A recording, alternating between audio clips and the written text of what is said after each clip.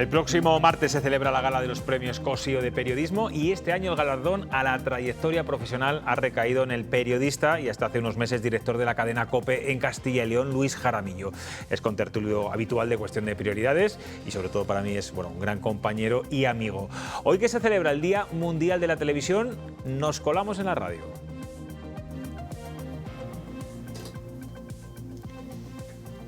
Estamos en los estudios centrales de la cadena COPE en Castilla y León, en Valladolid. Aquí ha pasado muchas horas informando a nuestro entrevistado de hoy. Aquí se ha dejado la piel y seguramente también aquí ha pasado grandes momentos de su vida profesional.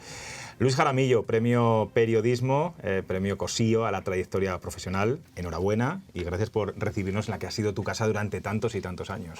Pues muchas gracias a los periodistas de Castilla y León, que han sido los que han concedido este premio y los que hacen que para quien lo recibe tenga una significación muy, muy especial. Es un premio de compañeros y eso hace que se valore de una forma especial. Y sí, efectivamente, estamos en un estudio que ha cubierto muchas horas de mi vida profesional y de la tuya, también, porque aquí hemos hecho muchísimas entrevistas en este estudio, y que siempre que entras pues te da un punto de satisfacción y de nostalgia, de las dos cosas. ¿Qué ha supuesto para ti este estudio, esta pecera, estos micrófonos?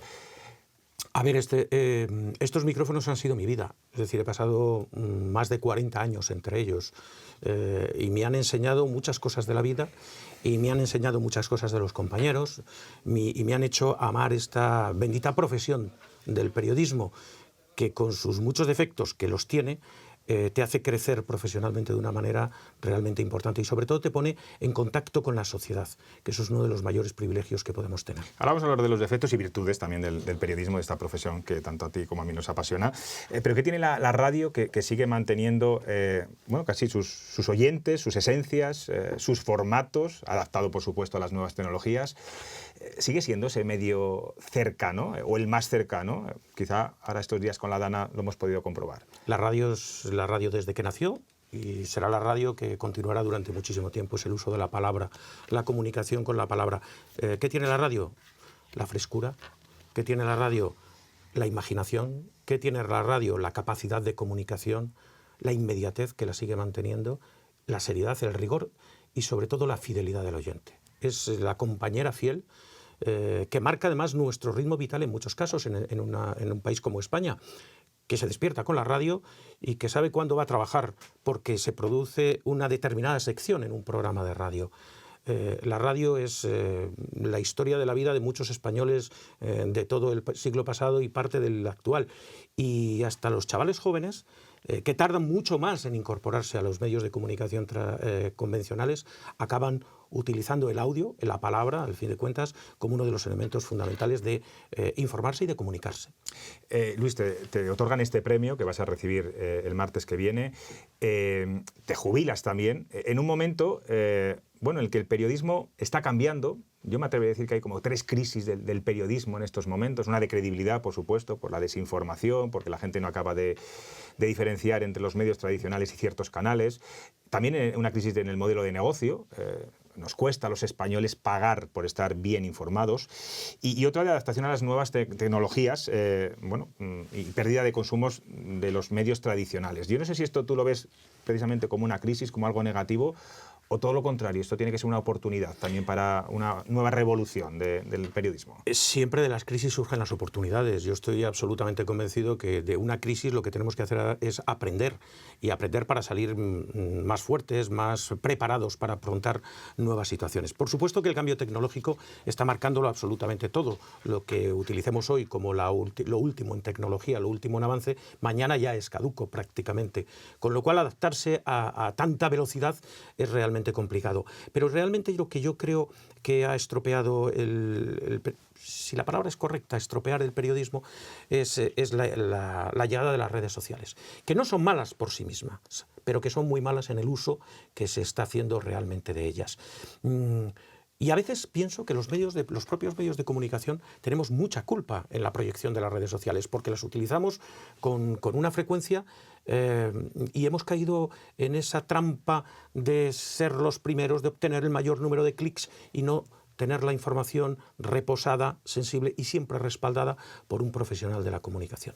Entonces yo creo que Es verdad que los medios de comunicación están en crisis, pero están en crisis porque posiblemente también los profesionales no hemos sabido marcar nuestras líneas de trabajo, seguir en nuestra senda del buen hacer, del contar las cosas, de escuchar, de indagar, de investigar y de exponer con la seriedad y el rigor que hasta ahora se ha venido haciendo. Y ¿justificas o entiendes que haya medios de comunicación, como hemos conocido estos días, La Vanguardia y algunos medios locales también, incluso que se están yendo de las redes sociales, de X, del antiguo Twitter, lo ha hecho The Guardian, lo están haciendo muchos periodistas? ¿Podemos cometer el error, los medios de comunicación y los periodistas serios, vamos a decirlo así, de abandonar esta red social y que sea ocupada precisamente por los que lanzan bulos, desinforman, con el riesgo que esto supone para la sociedad? Pero ¿sabes cuál es el problema?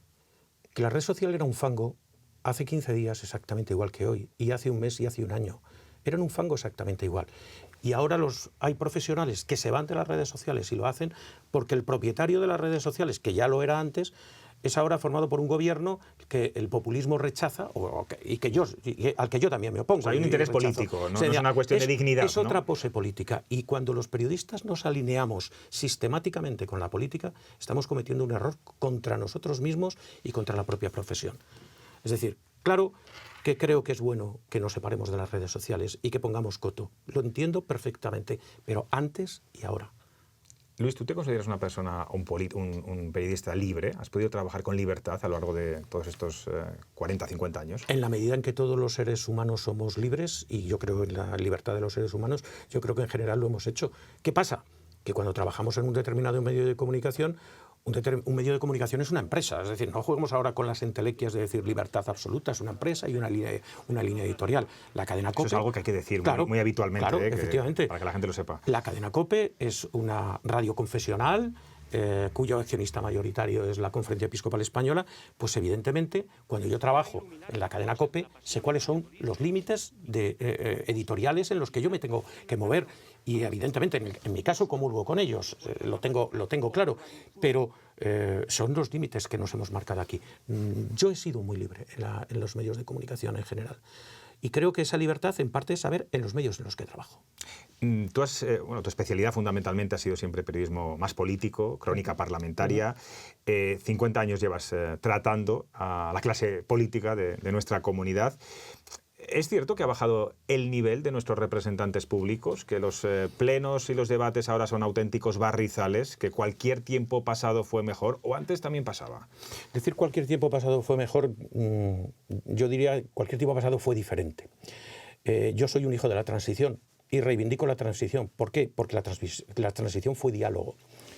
Los plenos en las Cortes en Viejo Castillo de Fuensaldaña, y yo comencé cubriendo plenos en las primeras Cortes. Tuve el privilegio de radiar para la cadena COPE la constitución de las primeras Cortes en el monasterio de Santa Clara en Tordesillas hace ya, ni me acuerdo.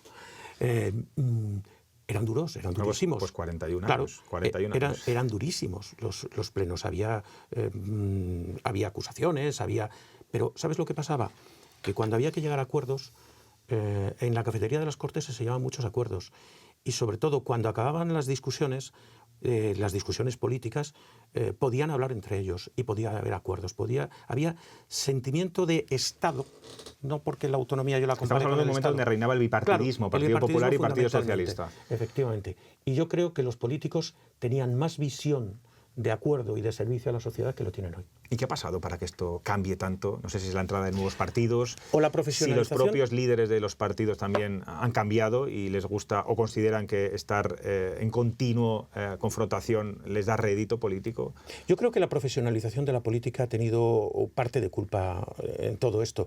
La política es más sana cuanto más sea un periodo de transición en la vida laboral de la persona. Y yo creo, efectivamente, que una persona puede tener el sentimiento absoluto de servir a la sociedad, de entregarse por la sociedad y hacerlo durante un tiempo absoluto, pero para luego regresar a su puesto de trabajo. Pero en los últimos años estamos comprobando cómo la política es una trayectoria. Y esa trayectoria hace que muchas veces estés defendiendo tus propios intereses mucho más que los intereses sociales. Y evidentemente, yo lo que creo que se ha producido con la ruptura del bipartidismo es una dependencia de los extremos, en todo caso. Y entonces la dependencia de los extremos es la que nos está llevando a la radicalidad. Por eso yo creo que los ciudadanos tienen que ser cada vez más conscientes de que deben de consumir medios que tengan un respaldo profesional, porque de esa manera no se debe uno extremar. No creo que haya que escuchar una radio porque estés de acuerdo con ella al 100% de las cosas. Creo que hay que escuchar una radio para informarte, pero también aquella otra que en un momento determinado tiene una línea editorial completamente diferente y que te puede enriquecer en el debate. Nos falta capacidad de hablar, de entender que los políticos, ellos mismos tienen que entender, están para servir a la sociedad. Y servir a la sociedad, yo creo que a pesar de los extremismos que vivimos hoy, es ponerse de acuerdo. Luis, tú has, afortunadamente, eres de los pocos periodistas que ha trabajado o has podido cubrir informaciones de todos los presidentes que han gobernado en Castilla y León, desde Demetrio Madrid, Jesús Posada, Juan José Lucas, Juan Vicente Herrera, Alfonso Fernández Mañueco. Te voy a pedir que nos des un calificativo de cada uno de ellos. Puede ser positivo o negativo, eso ya ahí, si tú te quieres meter en líos, es tu problema. A ver, yo creo que Demetrio Madrid tiene un mérito fabuloso porque en un momento de indecisión del Partido Socialista de la Comunidad de Castilla y León decide apostar y gana en aquel momento, y yo creo que fue audaz. Juan José, cuando Demetrio Madrid, el tránsito de José Constantino Nalda en la Comunidad Autónoma, que fue un tránsito muy pequeño, pero yo creo que era un técnico, fundamentalmente un técnico y muy buena persona. Le sucedió José María Aznar, que es el pragmatismo absoluto, es decir, la frialdad, el sentido de mi objetivo por encima de todo, y sirvió para una proyección también de la comunidad autónoma importante, también para la suya, evidentemente. Jesús Posada era otro pragmático absoluto, era un hombre con una visión política bastante clara. Juan José Lucas es, yo creo, que el político que mejor se ha creído la comunidad autónoma. Y Juan José Lucas tuvo dos primeras legislaturas donde apostó de una forma determinante por el ser castellano-leonés y lo defendió de una forma clara, pateó la comunidad. Juan Vicente Herrera, yo creo que es uno de los políticos mejor preparados que hemos tenido y que tal vez le faltó tener más visión política de la comunidad hacia afuera y no tanto hacia adentro. Y Alfonso Fernández Mañueco, que ha sido un superviviente toda su vida en la vida política, pues está viviendo una etapa sin duda la más complicada y la más compleja de toda la comunidad, porque ha vivido ya la época de las pérdidas de las mayorías por parte del Partido Popular y tener que tener un socio de gobierno, algo a lo que aquí prácticamente no se estaba habituado, porque lo que fue la unión lo que fue el CDS con el Partido Popular en la época de José María Aznar, pues fue un tránsito muy pequeño. Bueno, y una pandemia también ha tenido que... Y una pandemia por medio. No, le ha tocado la etapa más difícil, eso es verdad. ¿Y qué te ha regalado a ti esta profesión durante tantos años?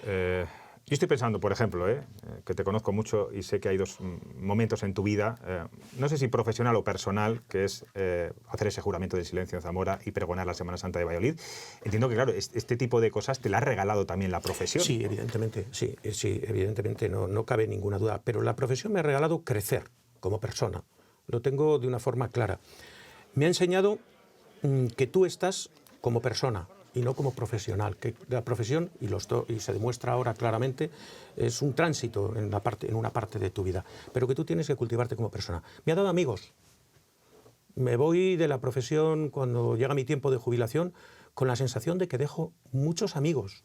Y amigos de verdad. Amigos de la competencia. Y de la competencia, Pero es que no tiene nada que ver el periodismo en Castilla y León y en términos generales, y hablo más concretamente de la radio, que es lo que más conozco, con lo que pasa en el resto de España. O sea, esas guerras de competencia. Es que aquí nos hemos ayudado, somos amigos. Y de odios. Y todavía eso se mantiene en nuestras redacciones. ¿Somos competencia? Sí.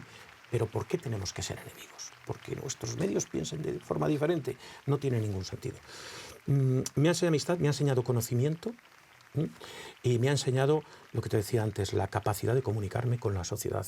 Me ha enseñado a hablar, me ha enseñado a poder contarle a la gente cosas. Y ese es uno de los mayores privilegios que un ser humano puede tener. Estos días, la noticia de que eres premio Cosiva a la Trayectoria ha salido publicada en muchos sitios y seguramente mucha gente, cuando haya visto tu currículum, ha dicho, pero ¿cómo puede ser periodista y licenciado en Medicina y Cirugía por la Universidad de Salamanca?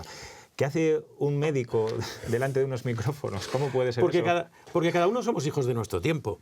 Y claro, si yo le digo a la gente que yo no pude ejercer la medicina pues en buena medida, porque no había trabajo en la medicina, me dicen, te he echado todo loco. Pues no, es verdad. Es decir, cuando yo acabé, yo estudié en tu tierra, estudié en Salamanca, en la Facultad de Medicina de Salamanca, hice una buena carrera, las cosas como son, me gustó, me apasiona, tú lo sabes, que la medicina sigue siendo para mí un referente. De hecho, te pedimos los amigos consejo muchas veces todavía. Sois así de osados. Sois así de osados.